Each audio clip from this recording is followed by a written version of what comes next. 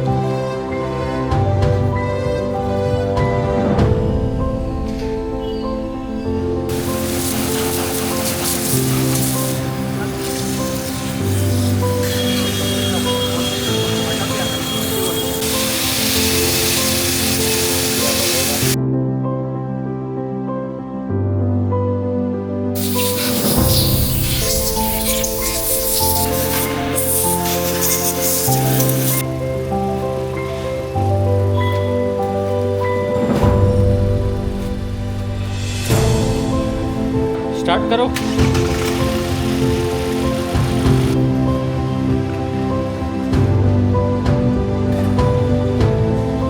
So ఈ Kia Seltos vehicle యొక్క work మొత్తం కంప్లీట్ అయిపోయింది. మాన్యువల్ కార్బన్ క్లీనింగ్ ఒకసారి ట్రయల్ చూస్తున్నాము. ఎర్రర్ కోడ్స్ కూడా ఏం రావట్లేదు, అన్ని ఎర్రర్ కోడ్స్ కూడా మనం క్లియర్ చేసినాం. ఎర్రర్ కోడ్స్ అయితే ఏం రావట్లేదు, వెహికల్ స్టార్ట్ ఉంది. ఓన్లీ DPF లైట్ ఒకటి ఉంది. DPF మనము అప్రూవల్ ఇవ్వలేదు కస్టమర్, అందువల్ల మనం DPF క్లీనింగ్ అనేది చేయలేదు.